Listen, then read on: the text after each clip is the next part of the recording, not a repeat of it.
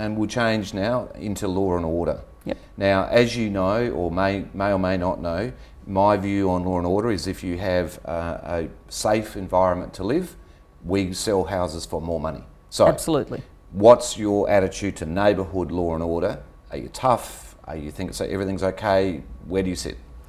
I think it's absolutely fundamental, and that's where our law and order policy should start. And indeed, before I became leader, I had travelled to the UK this year specifically to look at crime reduction, and I was really impressed with the way they've approached it over there. They've got a system where in each equivalent of a local service area, they have a sergeant of police, 2 constables and 3 community police support officers whose job it is to go around and converse with all the different groups, the schools, the Rotary clubs, the businesses, everyone in the area, to find out what are their 3 priorities in terms of law and order. And some places it would be hoon driving, and some places it would be young men wearing hooded jackets, and some places it would be graffiti and so on, and then work with that community to figure out how best to address their issues. And sometimes it wasn't a law and order thing at all. It was to do with street lighting or garbage collection and things like that. But I've also spoken to people from the US about this, what's called broken windows policing,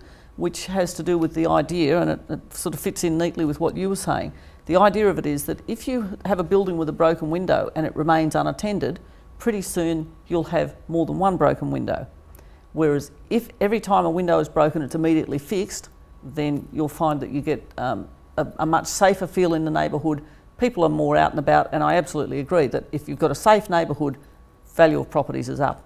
Will you be as tough on the bikies? Will you leave, where do you sit on that kind of really hardcore element? Look, we supported the serious and organised crime control legislation. We did so with some misgivings because it is quite draconian, and even the Attorney General, when he introduced it, and I was his opposite number, said it was draconian.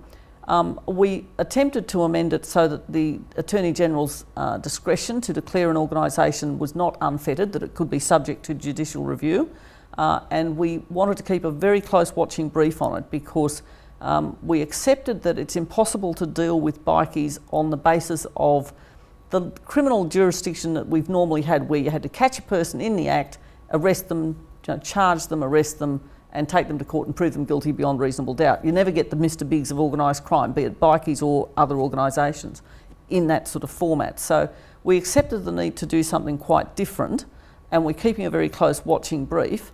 But clearly in this state we do have a problem with unlawful bikie organisations that are controlling various aspects of organised crime. So you'll leave that? We'll leave it in place, but we'll have it reviewed in probably our first 12 months to see what the outcome is and reassess whether or not it is actually doing what we were hoping it would do when we gave it our support. Well, just while I have a chance to have a plug, make the streets safe and it'll make Adelaide and South Australia a very attractive place for people overseas. So we support Absolutely. anything you can do to do that.